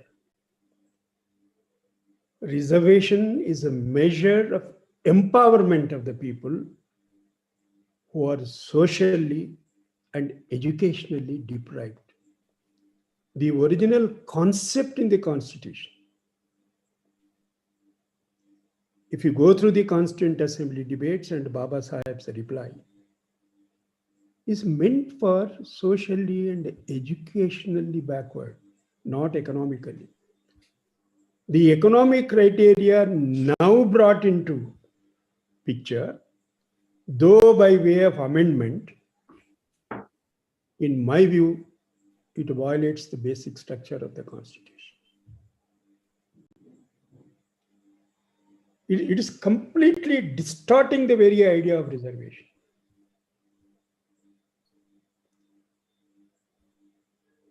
It is not a poverty alleviation program, reservation. It's a program of empowerment. It's an idea of social justice. It's an idea of fraternity and an idea of dignity. That's my view. Wow. Sir, Sudarshan Reddy garu, ee reservation meeda ekkada chusina Twitter lo, Facebook lo, WhatsApp lo inta debate avutadi telusa. 75 years అయింది independence వచ్చి. ఇట్టుకోవడమే కదా బండబూతులు. ఒకటే 75 years అయింది independence, ఇంకెందుకు? కానీ ఏం answer చేశారు sir? It is for the empowerment, it is for the dignity, it is for the social justice. మనం నేర్పుతున్న భాషనే కదా మనం వాడుతున్నాం. వావ్ సార్, ఎక్కడ వినలేదు సార్. భాష కదా. Thank you. We can violently differ with each other. We can present our perspectives, our point of view. We can always agree, or we can always disagree, or agree to disagree. అంతేగాని నారాయణ గారు reservations కావాలంటున్నాడు జ్యుడిషియరీలు అంటే, నారాయణను పట్టుకొని రేపు బండబూతుడు social మీడియాలో తిరిగితే debate అది. ఈయన రెడ్డి అయి ఉండి ఎకనామికల్లీ వీకర్ సెక్షన్స్కు మాట్లాడుతున్నాడు, ఇప్పుడు దుర్మార్గుడు. ఇదే debate. This is the level to which we have generated. This is what our founding fathers expected from us. That's why I said it is soaked in the blood of freedom fighters. ఊడిపడలే పైనుంచి ఎక్కడి నుంచి. It's not written on a white paper with a black ink. It's made. They have made history. That history is law, and that law in its turn made history. Because my colleague was referring to abolition of the process. That is history made by law. Abolition of what you call untouchability, a pernicious practice.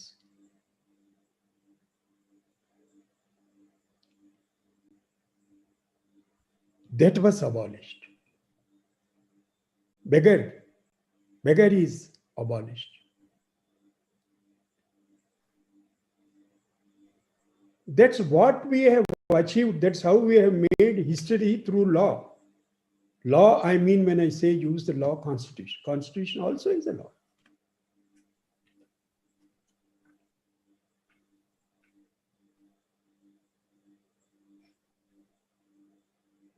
మీది ఎవరో నాకు తెలియదు. నారాయణ గారు ఇక్కడ మా ఊరే కనుక ఆయనకి మా దగ్గర ఒక సామెత ఉంది. ముందటి నాగారు ఎట్లా పోతే వెనక నాగారు ఎట్లా పోతుంది.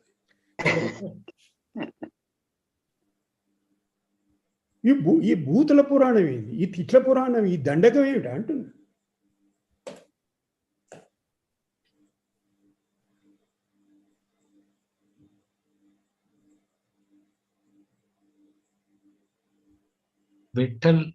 If I may be permitted, I would like to narrate a very vivid experience on this issue of economic thing that Justice was speaking. Just take a couple of minutes, if I may be permitted. In a village, we were helping the community to have pipelines from the groundwater reservoir of the village tank to different places in the village and to some people who wanted an individual connection. Who is this? Who is the... this is an organization called Villages in Partnership. No. Who is speaking? I don't get it. No, I'm representing an organization called Villages in Partnership. Oh, Mr. Swami. Yeah, I'm sorry. Yeah, Swami. Okay. So then there was a discussion on this, how much to collect and where to give the points. And then the SC area people, they said, government makanni hukane istadi. Ee life pipeline lo huke iyala. So I discussed with the village committee. I said, look, they have a very valid point. What do you have to say? So then there was a lot of argument.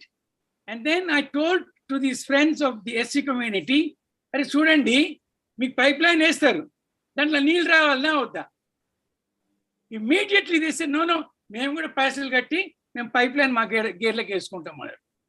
So I think it's how these people's minds have been manipulated and very strongly influenced by the systems of the government that they fall into that trap.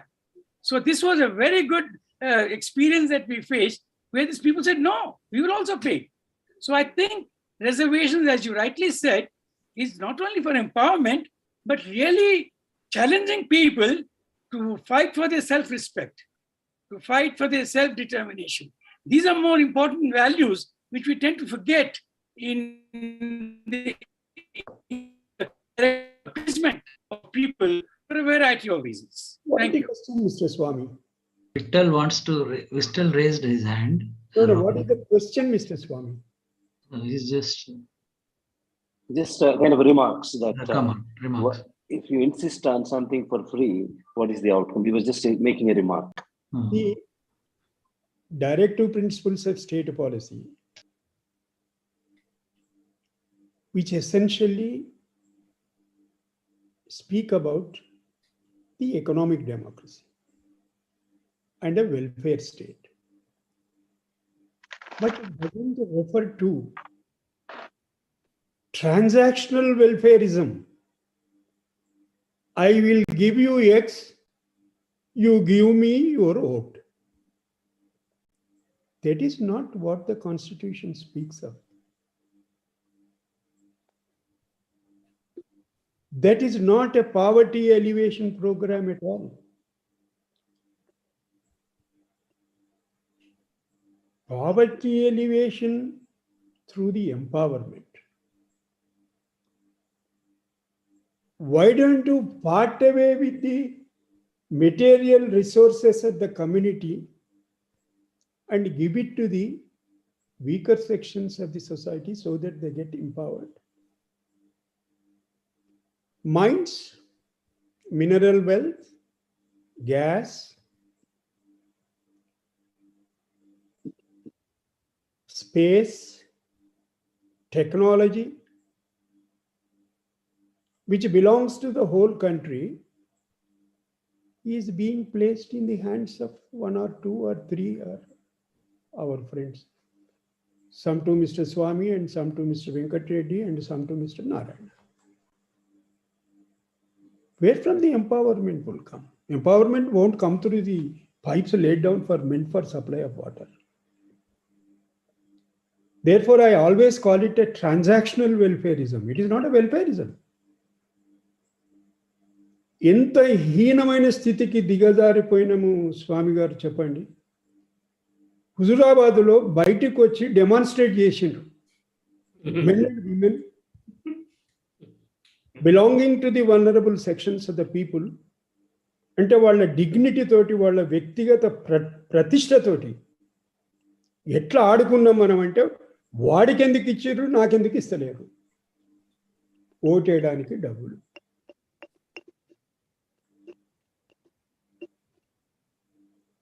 Let Murali organize another meeting. I'll tell you what are the greatest threats to the Constitution of India. The biggest threat to the Constitution of India comes from organized political parties as they exist today. Unless you are going to reform them, they are going to destroy the fabric of this nation, and the Constitution would be torn into pieces.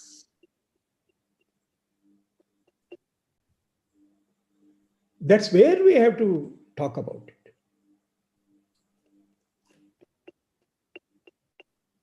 Your fund collection, not accountable.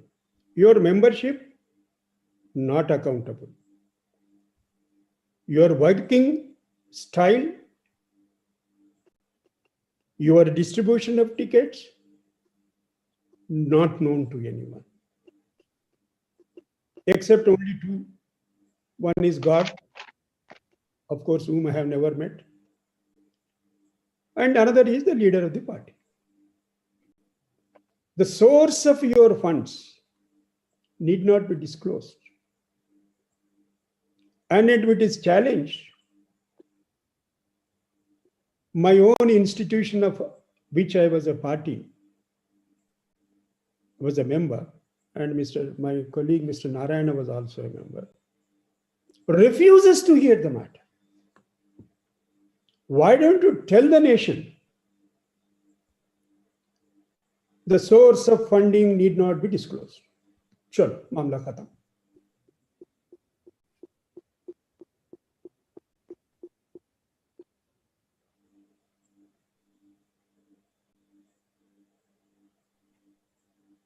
There are certain areas where the Constitution requires reforms. This is one area. The other area is functioning of our judiciary. Little more transparency and accountability is to be brought into it. Yes, there is over-centralization. Over-centralization because of the background. Post-Second World War,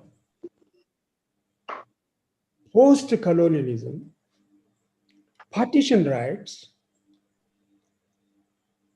where the unity and integrity was given a primordial importance, and rightly so. Baba Sahib himself defended it. But we have been working on that. 75 years are over now. Delhi is not Sultanate, and the states are not vassal states. I think in Bommai judgment, Justice Jeevan Reddy used an expression, states are not satellites of the center. Say so. Ask for redefining the center-state relations. దానికి కొత్తది ఎందుకయ్యా? కొత్తది మార్పు రెండొకటేనా? మార్పు వేరు, కొత్తది వేరు.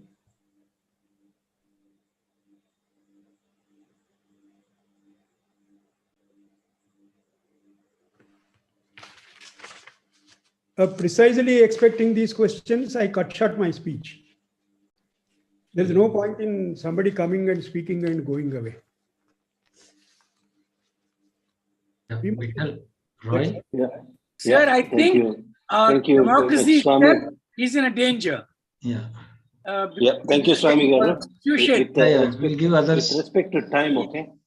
Next question is Vittal. We are running late. As Justice said. Please stay back, sir. Yeah, as we will have a series of, sir, invite sir, please, as we'll have a couple of few more minutes beyond our time. So as Justice said, these are important topics, constitutional and judiciary. Every word spoken by both the justices are so precious and educational. We are going to talk to our convener to have a series of sessions on these topics. Next question goes to Telangana. Vital, please. Sir, namaskaram, sir. Andariki. Sir justice గారికి నమస్కారము. మేము ఢిల్లీలో Telangana movement చేసేటప్పుడు చాలా support చేశారు sir. మేము కలవడం జరిగింది. చాలా సంతోషం మిమ్మల్ని ఈ విధంగా కలవడం. సార్ 20 సంవత్సరాల నుంచి తెలంగాణ మూవ్మెంట్ తో అసోసియేట్ అయి ఉన్నాను. అది మంచి పనే చేసినావా? అదే సార్, దాని గురించే సార్ క్వశ్చన్ ఇప్పుడు. సరే, నాకు నేనే వేసుకుంటున్నా క్వశ్చన్, మీరు అడిగిందాకెందుకు సార్ ఒక్కటి సార్, అంటే మొన్న ఈ మధ్య ఒక టీవీ ఛానల్ ఇంటర్వ్యూలో ఒక కేంద్ర మంత్రికి ఆంతరంగిక కార్యదర్శిగా పనిచేసిన ఆయన, ఒక ఫారెస్ట్ సర్వీస్ ఆఫీస్ లో ఉన్న ఆయన, నేను ఎవరి దగ్గర అయితే పనిచేశానో ఇప్పుడు ప్రస్తుతం ఆయన ఒక ముఖ్యమంత్రిగా ఉన్నాడు, ఆయన లండన్ నుంచి ఒక సైకాలజిస్ట్ వచ్చినప్పుడు నేను కల్పించాను సైక్రియాటిస్ట్ కి. ఆయన స్ప్లిట్ పర్సనాలిటీ బైపోలార్ డిజార్డర్ అనే జబ్బుతో బాధపడుతున్నాడు అని చెప్పి లండన్ నుంచి వచ్చిన సైక్రియాట్రిస్ట్, తెలంగాణకు చెందిన అతను, గతంలో కేంద్ర మంత్రిగా పనిచేసిన అతనితో 4 గంటలు మాట్లాడినప్పుడు చెప్పాడని ఆన్ రికార్డు టీవీ ఛానల్ ఇంటర్వ్యూలో చెప్పాడు సార్. ఒక బుక్ లో కూడా రాశాడు అపరిచితుడని. అంటే మన 3.5 కోట్ల ప్రజాప్రతినిధిగా అనుకున్న వ్యక్తి, అంటే సౌండ్ మైండ్, సౌండ్ హెల్త్ ఉండాలంటారు కదా. మరి ఈ పాలకుల యొక్క మానసిక పరిస్థితి, 3.5 కోట్ల ప్రజల భవిష్యత్తు ఈ విధంగా ఉంది అని ఒక కామెంట్ కూడా చేశారు సార్. ఆయన బుక్ లో చెప్పారు, రికార్డు కూడా చెప్పారు. రాజ్యాంగ పరంగా అంటే ఇంత పెద్ద దేశంలో మన పాలకుల యొక్క మానసిక పరిస్థితి ఈ విధంగా మానసిక జబ్బుతో ఉంటే పాలన ఏ విధంగా ఉంటుంది, దాని రాజ్యాంగ పరంగా మనం ఏ విధంగా ప్రశ్నించచ్చు. అదే ఇంటర్వ్యూలో ఆయన ఇంకో మాట. విఠల్ గారు, థ్యాంక్ యూ విఠల్ గారు. Let's take one, okay please, with respect to the time, other people in the line. దానికి రిలేటెడ్ క్వశ్చన్. అదే ఇంటర్వ్యూలో పార్లమెంట్ లో ఆయన సంతకాన్ని ఫోర్జరీ చేసి వేరే పార్లమెంట్ సభ్యుడితో పెట్టించాడు. ఆ పెట్టించిన వ్యక్తి కూడా పార్లమెంట్ సభ్యుడు ఒప్పుకున్నాడని చెప్పాడు. అంటే మన పార్లమెంటు సభ్యులు, కేంద్ర మంత్రులు, ముఖ్యమంత్రులు ఉన్న వాళ్ళే పార్లమెంట్ లో దొంగ సంతకాలు పెడితే మన ప్రజాస్వామ్య పరిస్థితి ఎట్లా ఉంటది, మనం ఎలా ఉండొచ్చు అనేది నా డౌట్ సార్. ఇదేమన్నా బాబాసాహెబ్ గారు ఇట్లా అన్నారు, నెహ్రూ గారు ఇట్లా అన్నారు, సర్ అల్లాడి ఇట్లా అన్నాడు కాన్స్టిట్యూంట్ అసెంబ్లీలో, కేఎం మున్షి గారు ఇట్లా అన్నారు. రాజ్యాంగం రూపు దిద్దుకునే వరకేమో అవి ఏమి దీంట్లో కనబడతలేవు అంటే నేనేమన్నా జవాబు చెప్తాను. కానీ ఎవరో ఏదో రాసిండ్రు, ఎవరో ఏదో ఇంటర్వ్యూ ఇచ్చిండని మనం మాట్లాడుతున్న సబ్జెక్ట్ ఏమిటి, దాని తీవ్రత ఏమిటి, ఆర్గనైజర్స్ ఏ ఉద్దేశంతో ఇది ఆర్గనైజ్ చేసిండ్రు, ఇది మనం ఇట్లా పోతే ఏం సాధించలేము. A debate must always be structured and you quote somebody and ask Narayana and me to respond to that. Supreme Court ఇట్లా అన్నది సార్, ఇది సబబేనా అని అడగండి చెప్తా. అంటే మన రాజ్యాంగంలో పాలకుల యొక్క మానసిక తప్పని చెప్తా, ఒప్పైతే ఒప్పని చెప్తా.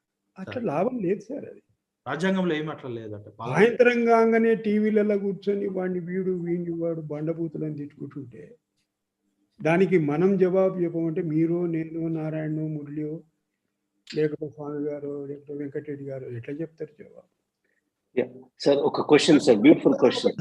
సత్యం చాలా సేపటి నుంచి ఉన్నాడు రాయ్. విఠల్ గారు, Satyam is on the line please. 1 minute. Satyam, Vithal గారు ఒక సూచన చేయనా, మీకు వింటారా? Yeah he will listen. జోలికి పోకండి, వినకండి, చూడకండి. Okay, thank you. Okay, so Satyam garu, if you have a question or comment, very brief. Now we are going into the bonus time, and it will be a drop dead call anytime as decided by the moderator. So please ask the question, brief or comment, please. Satyam, Ma Satyam. చెప్పండి sir. సత్యం మాట్లాడండి sir. సత్యం గారు వినబడతలేదు. Speaking, you are on a mute or you have a device issue? Device issue. So while the issue has been fixed, Saji Gopal from US. The NRIs also joined the call. Saji Gopal from Texas. Ask the question. Yeah, my question is, Justice Sudarshan Reddy Garu, Namaste. What is the constitutional interpretation of free speech and hate speech, right? And also, do you think does hate speech violate, constitutional provisions and rights? And what is the role of civil society in preventing, hate speech in politics? Yeah, thank you. Thank you, Sajid. Yeah, so freedom of speech and expression under Indian Constitution is not an absolute right. There are certain exceptions, what we call reasonable restrictions, which you don't find in American Constitution. There is no distinction between a free speech and a hate speech in the United States, where you currently reside. Hate speech in India is certainly not part of a freedom of speech and expression. I have no right to abuse you. I can enter into a discussion with you, quarrel with you on the issue, but I can't abuse you and say it is my right, fundamental right to abuse you. That's not freedom of speech and expression.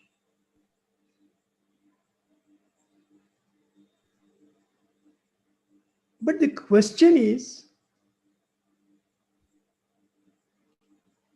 how do we enforce it? The persons who are expected to enforce the law, prevent such hate speeches, themselves deliver tons and tons and tons, if millions, if not billion tons of hate speeches. Where shall we go and cry? We are coming back to the same question. Lack of constitutional morality.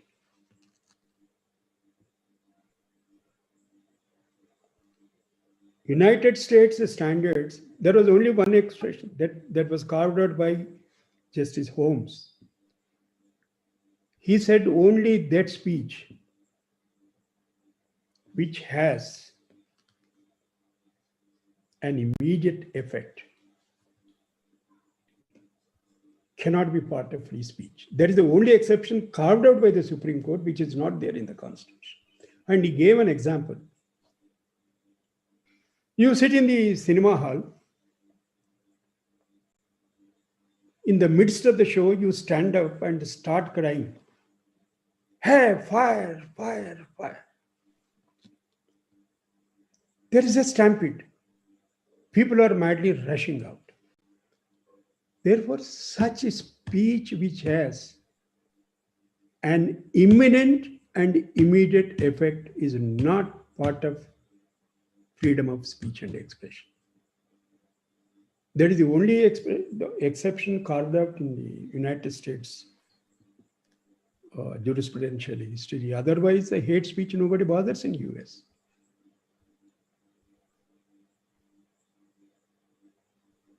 This is how we have to discuss the issue. But how do we discuss the issue in India, Mr. Gopal?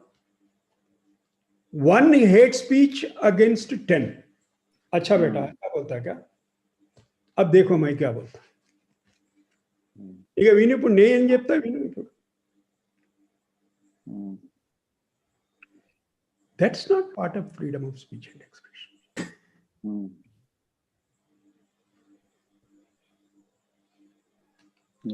I think point makes valid. I think our journalist friends, mana journalist మిత్రులు కూడా అదొకటి గమనించాలి, right? The media paranga, right? What is the free speech and hate speech, right? అదొకటి గమనించాలి. Thank you, Saji. Let's go to the next. Ma Satyam, we're already over the 6 minutes of limit. Ma Satyam, please speak. లేదు కదా. Murali sir, నీ meeting లో భోజనం సున్నా అయింది. నేను పోయేవారికి ఎవరు భోజనం పెట్టలేదు నాకు పైకి పోయేవారు. Maybe one or two questions. Yeah, thank you, Sudarshan Reddy. So I think, before I turn over to Klur Murali for the closing remarks. And thank you both the judges. And we have the FB, Facebook and Twitter. And also we have email we posted in the chat. If you would like to work with us in coordinating this meeting and going to the school Bari Nidra programs, please be with us. It's a beautiful program. And you don't have to physically presence in US. You can be anywhere in the globe. The idea is, as Justice said, to protect the democracy, to defend the constitution. That's the primary role of this SDF team. And I turn over to Klur Murali garu, and please take it from here. Yeah, thank you, Rai. Murali, I have a suggestion to make. Please, sir. Since it is a social justice forum, sir. Essentially you believe in rule of law and the constitution. Yes, sir. Therefore, a series of debates. What are the dangers? Yes, sir. Which we foresee now? Yeah. And what shall we do? What is the solution in law within the four corners of the constitution? That subject-wise you have to organize. Is there any need to redefine the center-state relations?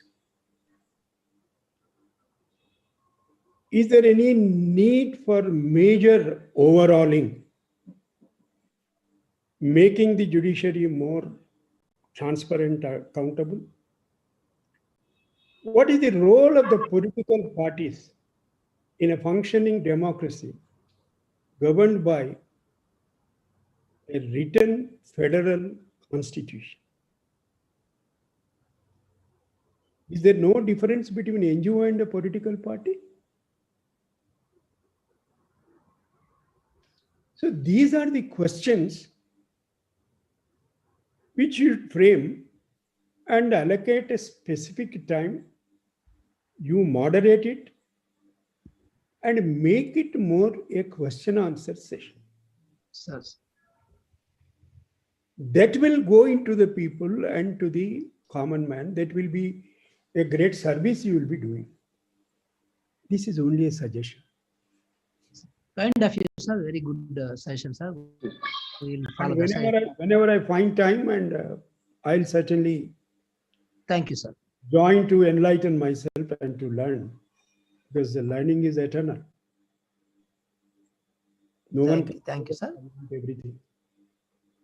We'll come back to you, sir, with the next webinar on, as I said by you, sir. I think this is very much required now, because as you rightly said that, sir, the constitution is under great threat, sir, to be frank, and people like us, we are very scared. Abusing each other will continue, Murali, which we have to stop. True, sir. I think we need to discuss these things very frequently and by involving more people. Yeah. Yes, sir. True, sir. We'll do that. So I'll come back to you, sir. Constitution scholars, academicians, yes, distinguished social scientists. Yes, sir. Yes, sir. You are not a party man. You are not in political party. I am not a party man.